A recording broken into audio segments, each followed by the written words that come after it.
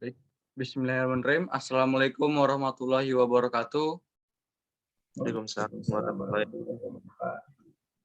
Perkenalkan, nama saya Muhammad Daril dan dua anggota saya yang bernama Ilham Abriansa dan Ahmad Husaini ingin menjelaskan terkait tugas besar pengembangan produk Spire tanaman manajemen menjadi lebih ergonomis. Di sini dosen pengampunya yang bernama Afif Hakim, STMT. Baik, selanjutnya, next. Di sini yang pertama ada planning. Jadi saya jelaskan dulu, pertanian adalah kegiatan manusia untuk memperoleh hasil yang berasal dari tumbuh-tumbuhan atau hewan yang pada mulanya dicapai dengan jalan sengaja menyempurnakan segala kemungkinan yang telah diberikan oleh alam guna mengembangbiakan tumbuhan atau hewan tersebut dalam kurung Van Arsden 1953. Masyarakat desa dalam kehidupan sehari-hari menggantungkan hidupnya pada alam. Alam merupakan segalanya bagi penduduk desa karena alam memberikan apa yang dibutuhkan manusia bagi kehidupannya. Mereka mengolah alam dengan peralatan yang sederhana seperti di Desa Daya Luhur, Kecamatan Tempuran, Kabupaten Karawang, di mana para petani harus menyirami tanamannya dengan sederhana atau dengan manual yang membutuhkan waktu lama dan sangat tidak efisien. Dan jika cara ini digunakan dalam jangka waktu panjang, maka sangat berisiko fatal bagi tulang punggung para petani. Oleh karena itu, kami merancang alat sederhana yang akan membantu para petani untuk menyirami tanaman mereka, khususnya petani sayuran di Desa Daya Luhur di Kecamatan Tempuran, Kabupaten Karawang. Next. Di slide kedua, di bab 2 ada konsep development yang saya jelaskan kebutuhan hierarki dari tabel kebutuhan konsumen. Yang pertama ada harga sangat terjangkau, poinnya dibuat dari material atau bahan yang tidak mudah patah atau cepat rusak. Yang kedua, menyiram dengan mesin ram-ram yang sangat lebih ergonomis dan efisien. Nah, di selanjutnya, tidak memerlukan banyak ruang saat disimpan. Poinnya, mesin ram-ram dibuat dengan secara ergonomis agar mudah dibawa dan tidak memakan ruang banyak ketika disimpan. Yang ketiga, didesain lebih fungsional. Maksudnya didesain lebih fungsional, lebih menarik dan lebih gampang dibawa. Di atas badan mesin ram-ram terdapat tutup yang dimana tutup ini berfungsi sebagai melindungi mesin yang ada di dalamnya badan mesin-mesin ram. Kemudian tutup ini juga untuk memudahkan pengguna ketika sedang melakukan perbaikan terhadap mesin-mesin RAM. Nah, di sini ada interpretasi kebutuhan pelanggan. Yang pertama, pernyataan expert. Di bawahnya ada dibuat dari bahan-bahan ringan yang mudah dibawa dan mudah mengambang di atas air. Di sini ada interpretasi kebutuhannya, mesin ram-ram terbuat dari bahan yang mudah mengambang ketika berada di atas air dikarenakan untuk memudahkan petani sayuran saat melakukan penyiraman. Didesain lebih ergonomis, tidak memerlukan perawatan khusus dan harga terjangkau. Mesin-mesin ram dibuat secara ergonomis agar mudah dibawa dengan panjang 60 cm, tinggi 18 cm, dan lebar 30 cm. Mesin ram-ram tidak memerlukan biaya tambahan mengenai produk tersebut. Mesin ram-ram dibuat untuk memudahkan para petani sayuran, oleh karena itu mesin ini tidak memerlukan biaya yang sangat mahal untuk mendapatkannya. Jadi seluruh petani bisa memilikinya dengan harga terjangkau dan ramah lingkungan juga tentunya. Seperti itu. Next. Nah, untuk cost of quality produk alat semprot akan disampaikan oleh Ahmad Husaini. Ahmad Husaini dipersilakan untuk menyampaikan. Ya, terima kasih Mas atas waktunya. Ini adalah cost of quality dari mesin ram-ram yang dimana untuk yang paling kiri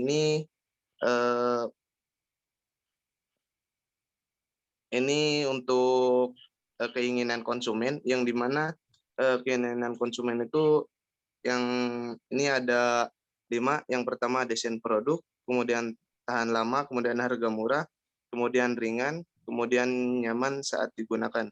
Nah, kemudian untuk yang atas ini di sini untuk ketentuan kita yang dimana ininya yang pertama ke menentukan kualitas material, kemudian yang kedua menentukan kekuatan material, dan yang ketiga menentukan bentuk produk, yang keempat menentukan varian warna, kemudian yang kelima menentukan pemilihan bahan material. Kemudian di sini untuk importannya di sini 1 sampai 4, di mana untuk nilainya tersendiri yang desain produk itu kami menggunakan 3, kemudian atas tahan lama 4, harga murah 2, kemudian ringan 1, kemudian yang 5, kemudian nyaman saat digunakan itu 5. Kenapa 5? Karena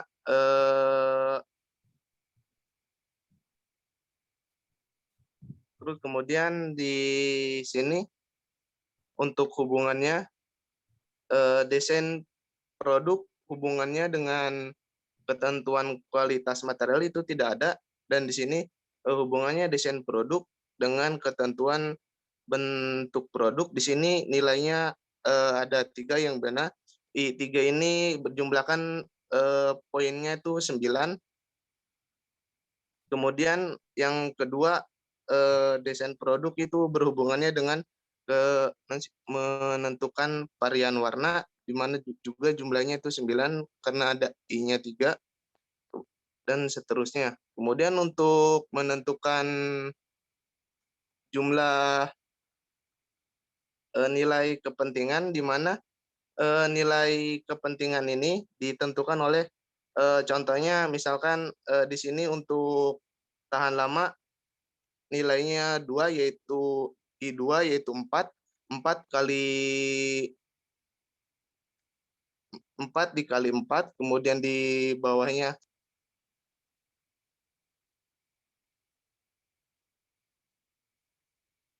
Cuk, boleh diulang nggak, Cuk?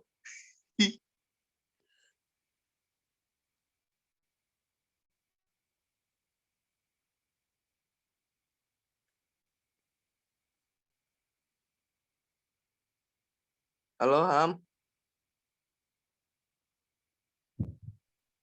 Halo? Ya, halo. Selanjutnya ya.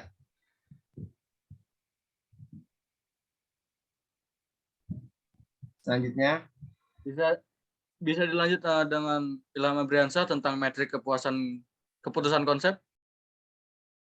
ya selanjutnya di sini ada dimana kita melakukan pemilihan konsep ya. Di sini ada 4 konsep yang kita pertimbangkan, di mana di sini ada yang A itu konsep A itu digendong pada punggung, lalu konsep B itu mengambang di air, lalu konsep C itu dipegang langsung oleh tangan, dan yang konsep D itu ditanam. Dengan kriterianya yaitu yang pertama ada kemudahan dalam penanganan, lalu ada kemudahan dalam penggunaan, daya tahan yang cukup lama, lalu ada kemudahan dalam pembuatan di sini, dan terakhir ada portabilitas dengan beban yang masing-masing variabel itu berbeda, di mana yang pertama ada 15%, 25%, 25%, sehingga jika ditotal itu menjadi 100%. Pada konsep pertama, konsep A ini terdapat peringkat 3 untuk kemudahan penanganan dengan beban 15%, maka skornya didapatkan 0,45. Lalu untuk yang kedua ini ada konsep B, mengambang di air dengan peringkat 2. Peringkat di sini ini adalah seberapa sulit ya, seberapa sulit. Di sini ada peringkat 2 dengan skor 0,3 dan beban 15%. Lalu ada konsep C, di mana dipegang langsung oleh tangan dengan peringkat 4 dan beban 15%, maka dikalikan menjadi 0,6 dengan skornya 0,6. Lalu ada konsep D, ditanam peringkatnya 2 dengan beban 15% untuk kemudahan penanganan, dan didapatkan skor 0,3. Sehingga jika semuanya ini kita jumlahkan, maka untuk konsep A kita dapatkan skor total sebesar 2,4. Lalu untuk konsep B kita dapatkan skor total 3,1. Lalu untuk konsep C kita dapatkan total 2,75. Lalu untuk konsep D kita dapatkan total 2,25. Sehingga jika kita urutkan dari peringkat paling besar itu kita dapatkan pada konsep B yaitu sebesar 3,1, lalu konsep C 2,75, lalu konsep D 2,25, dan konsep A yang terakhir konsep A 2,4. Dan di sini apakah kita harus melanjutkan di konsep A? Tentu tidak, karena ini peringkat paling terakhir. Lalu pada konsep B, ini perlu dikembangkan karena ini adalah konsep dengan peringkat pertama. Untuk konsep C itu tidak dan konsep D itu tidak. Nah.